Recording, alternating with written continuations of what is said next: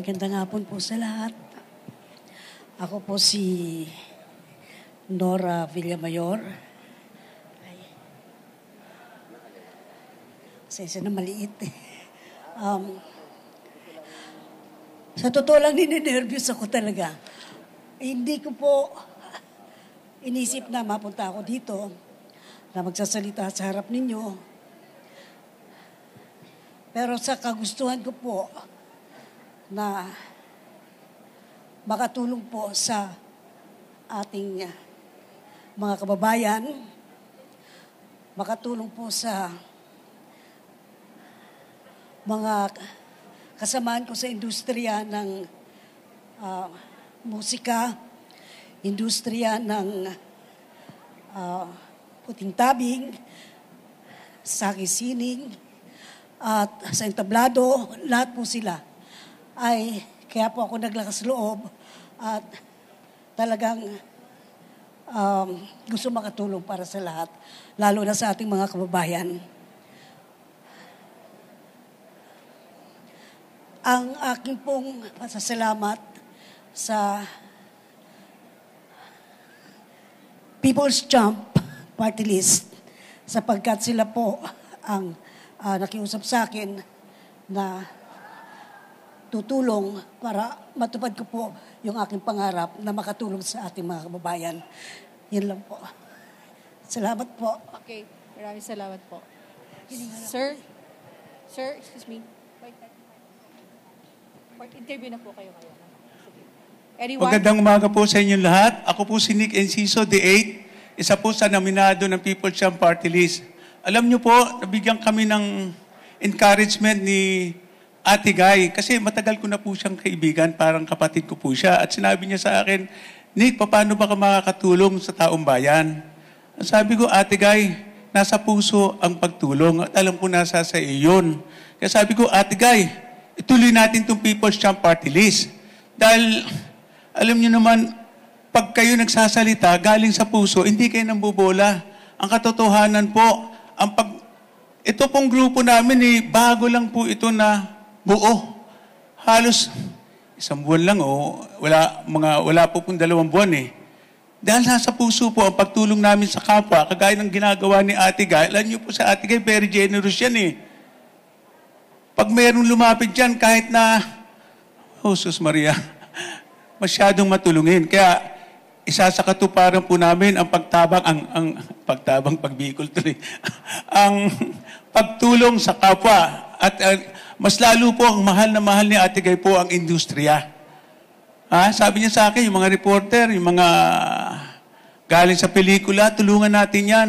Naku, manay, isa lang ang layunin natin. Kaya ang People's Champ po, yan ang sama-sama ng mga farmers, fishermen, OFW at karpintero. Yun lang po ang masasabi ko sa inyo. Maraming salamat po. Maraming salamat din po. Okay, sir, mag-a-answer na po kayo ng katanungan. Tapos na po. Tapos na po yung 10 minutes. Good morning po. Ako po si Bong Cabato, nominee din for People's Champ.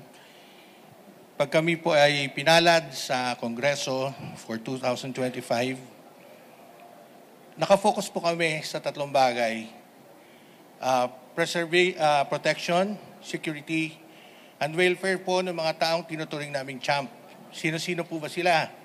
C, for casual or contractual workers. H, for health workers. A, for agricultural workers. Kasama dyan yung ating fisher folks. M, for migrant workers. And of course, P, for Pinoy's Pride. Katulad ng mga taong nasa film industry na kasama ni Ate Guy. Yun lang po. Maraming salamat po. Okay, maraming salamat din po. Katanungan na po sa media. Lapit po kayo, ma'am, para sa pagtatanong. Ma'am? Okay, Michael Rogas, Radyo Pilipinas po. Magandang umaga po. Michael Rogas po from Radyo Pilipinas. Kay Ate Guy po. Ma'am, last election, kung hindi kami nagkakamali, ang isa po sa sinuportahan ninyo yung Bicol Saro Party List. Ano pong dahilan bakit hindi na po Bicol Saro ang sinusuportahan ninyo ngayon at ito na pong grupo ito ang sinusuportahan nyo ngayon? Kinuha lang po nila ako mag-endorso po ng Bicol Saro. Endorser lamang po kayo. Endorser lang po. So, sa ngayon po, hindi na po kayo endorser kayo ng Bicol Saro. Kayo po ngayon, ay ano po kayo ngayon? Endorser po kayo o supporter po ng grupo pong ito? People's Champ po kami. Apo. Kayo po ay endorser din po ng People's Champ o supporter? Paano po? Nominee po. Kayo po ay first nominee? Second nominee. Second nominee. Opo. Kung sakasakali po mananalo bilang party list, bilang second nominee, at kung kayo po ipapala rin na mapasama, ano po yung pangunahing gagawin po ninyo sa Kongreso? Para sa mga sa industriya po ng pelikulang Pilipino, yung mga kasamahan ko na mga artista, yung mga maliliit na mga nagtatrabaho sa industriya ng pelikulang Pilipino, sa musika, at siyempre po, lalong-lalo na po sa ating mga kababayan na talagang kailangan nangangailangan ng tulong, yung mga mahihirap po. Ma'am, for the longest time, marami po mga humihikayat sa inyo noon na pumasok sa politika. Meron po mga humihikayat sa inyo, kumandidato kayo senador at kung ano pa po mga posisyon. Pero hindi po ninyo tinanggap yon sa mga nakakaramang eleksyon. Pero ngayon, ano po yung dahilan? Bakit tinanggap po ninyo ang pagiging second nominee at hindi po first nominee ng People's Champ Party List? Para lang po makatulong. Para talaga po makatulong sapagkat yun po talaga yung pangarap ko noong araw pa.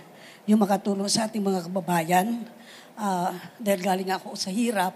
Kaya aram ko po kung ano yung pakiramdam ng isang ng ating mga kababayan, lalo na sa mga nangangailangan ng tulong.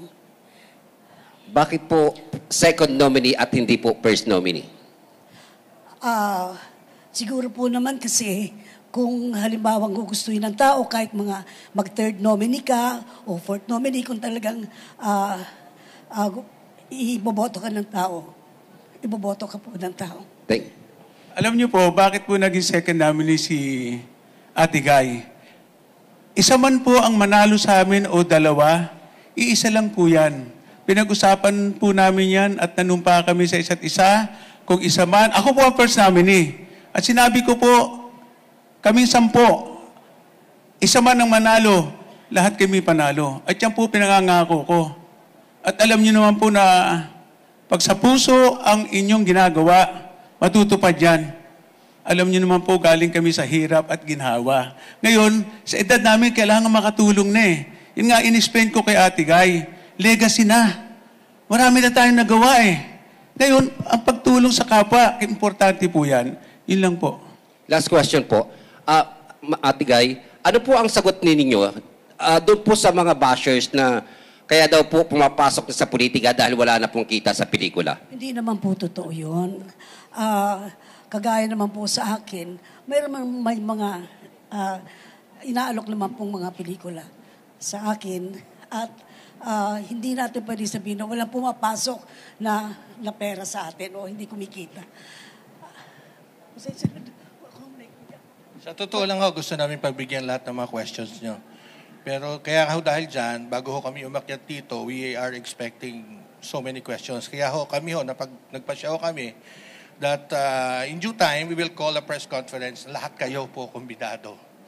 Just to answer all your queries, your questions. Sige, Salamat sir. po. For the last question po, a very quick lang question from Sherry Ann Torres, ABS-CBN. Hi sir, good morning. Pakiklaro lang po, iba kayo sa People's Movement Party List Group? Sa grupo ni Senator Pacquiao? Ay, iba po. Opo. Kasi po medyo para lang klaro din, no, Ma'am Guy. Ano kasi nakakalito, sinasabi niyo po kasi kanina, ang magiging constituent niyo, target constituent niyo, farmers, workers, etc., agriculture. Pero sabi po ni Ms. Honor kanina, workers ng movie industry.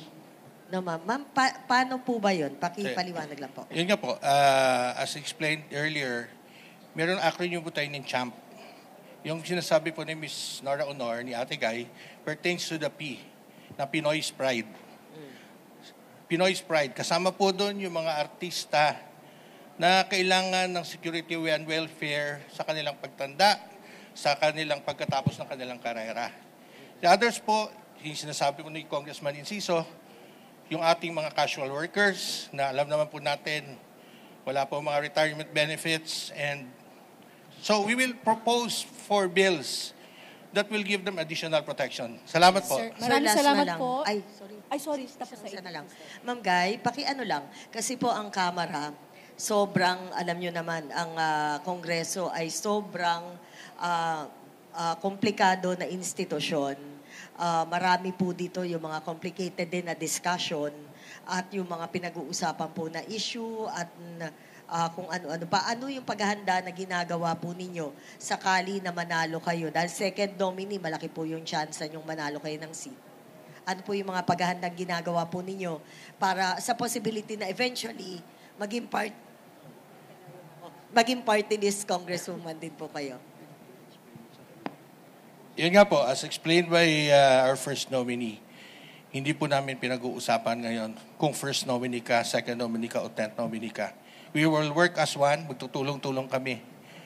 Regardless kung anong seat number mo, we'll treat everyone as part of People's Champ who will get that seat in the lower house. Paano po ninyo inihahanda si Miss Nora Honor sa isang complicated o isang mahirap na institution para magtrabaho?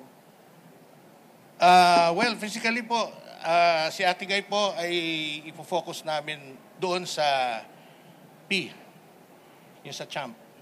So, masterado niya po yan. So, yun po yung mga bagay na kaya niyang i-address even sa biglaang tanong. So, doon po siya magpo-focus. Okay, sige po. Maraming salamat. Tapos na ang 8 minutes po. Salamat po. Maraming salamat po. Sa gitna po ulit, hawakan yung dokumento.